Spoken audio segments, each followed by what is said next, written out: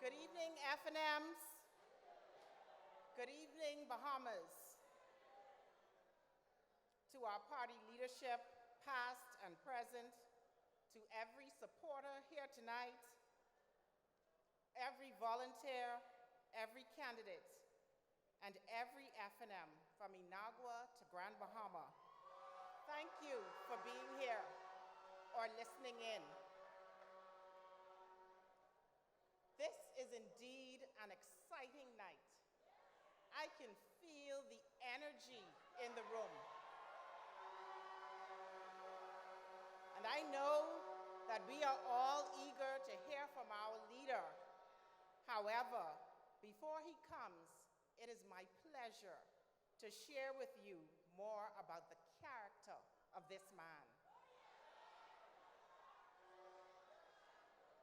If you spent any time with my husband, you will know that he is a man of passion and purpose, a man who is principled, a man of faith, a man of action, and a man who will work hard for you.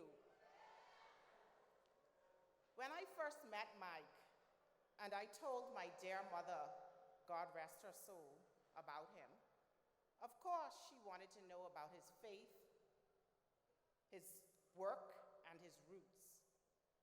But she had another important question. She wanted to know how he treats his mother. My mother was a wise woman. She understood that the way a man loves the woman who raised him tells you almost everything you need to know about the man he will be.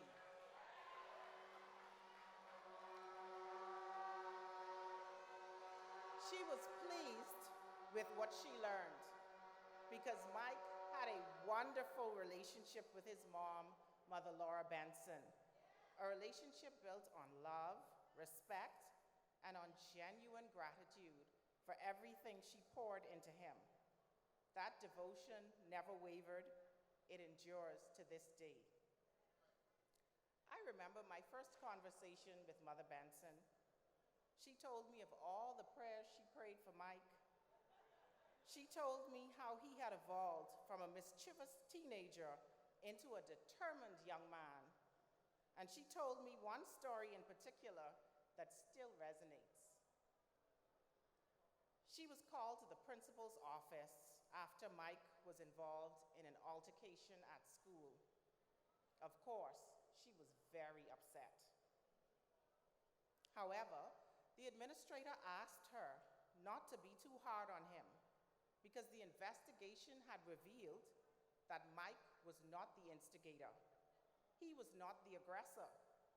In fact, Mike had been on the other side of the campus until word reached him that a friend was being bullied, and he went to help his friend. You see, Mike has always been an advocate for the disadvantaged and people whose voices are ignored. That has never changed. F&Ms, it never will.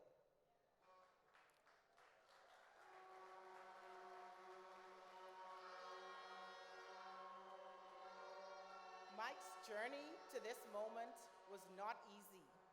He earned it through years of service and through sacrifice.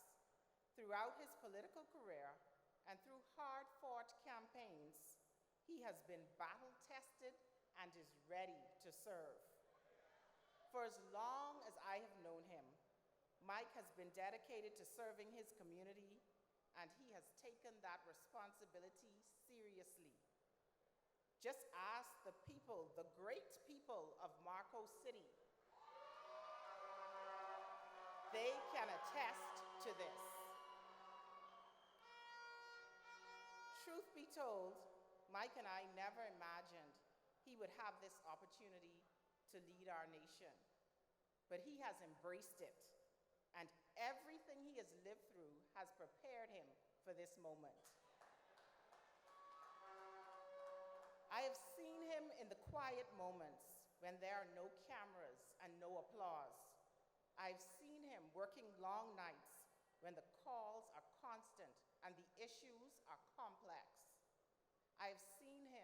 in early mornings, already preparing for the responsibilities ahead. I have seen the discipline and resilience it takes to keep going when the weight is heavy and the road is long. In those moments, I have never seen him step back. He leans in, he listens, he plans, he works, and he prays. He keeps going. This is not something you develop overnight. It comes through experience, through challenge, through a genuine belief that leadership is about service, not status.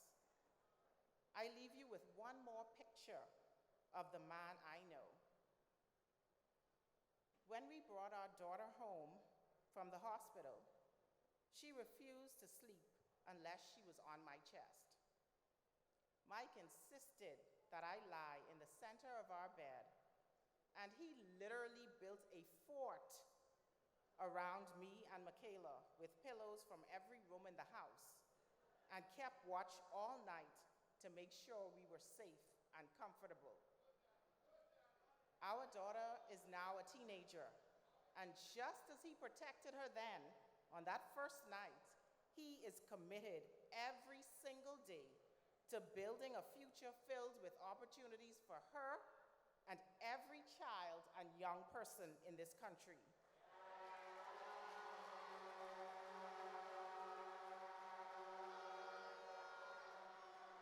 Tonight, I am not asking you simply to believe in a name or a title. I am asking you to consider the kind of leader this country needs right now. I submit to you, as his wife, as a mother, and as a proud Bahamian who has watched this man answer the call time and time again, that leader is Michael Pintard.